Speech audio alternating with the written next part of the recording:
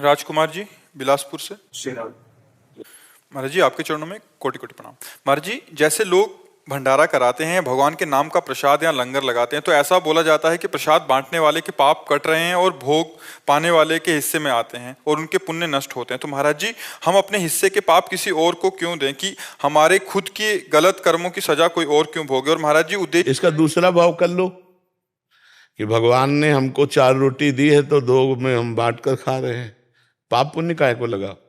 हमको कोई पाप नष्ट करने की बात है, अपने भगवान की आराधना कर रहे हैं। तो दियम वस्तु गोविंदम तुभ्यमेव समर्पये, हे भगवान आपके द्वारा दी ही वस्तु आपकी सेवा में लगा रहे हैं, तो वो पाप वाली बातें हटा दो। ये बात सर्वोत्तम है।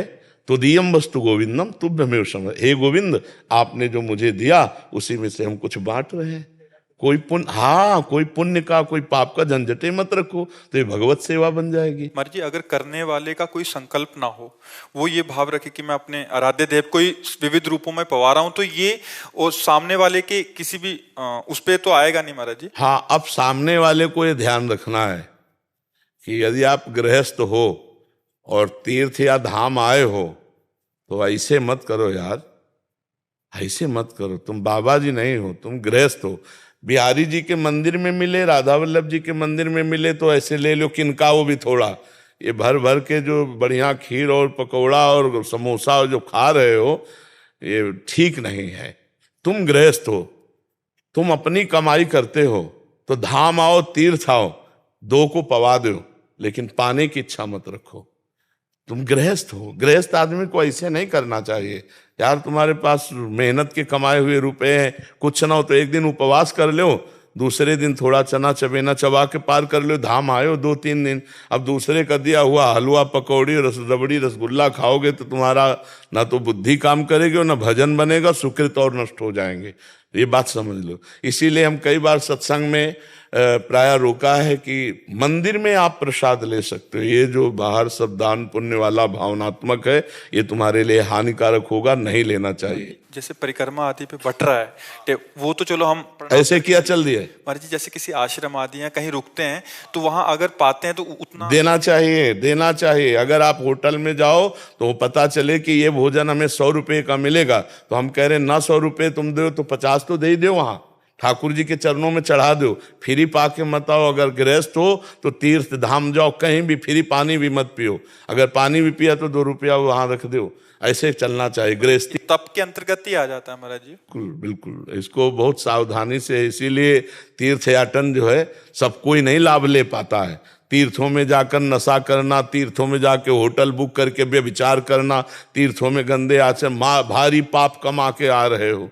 दूसरे का खा लिया कि यार बच गए, 100 रुपया बच गया इनके भंडारे में। 100 तो तुमने 100 तो बहुत कम मेहनत में कमाए, लेकिन पुण्य जो बहुत मेहनत में कमाए वो दे दिए। तुम्हें पता नहीं है कि 100 नहीं हजारों का पुण्य नुकसान हो गया। बहुत सावधानी से तीर्थों में जाए। हम कह रहे हैं भगवान के धामों तीर्थों में जाए तो दूसरों का पाए मत, दूसरों की निंदा मत करे, कोई पाप मत करे। एक दिन भले उपवास करके रह जाए, इसके बाद चला जाए यहाँ से। यहाँ रह करके कोई पाप आचरण न करे भगवत धामों में। और गृहस्थी में है तो ऐसे करना बनता ही नहीं।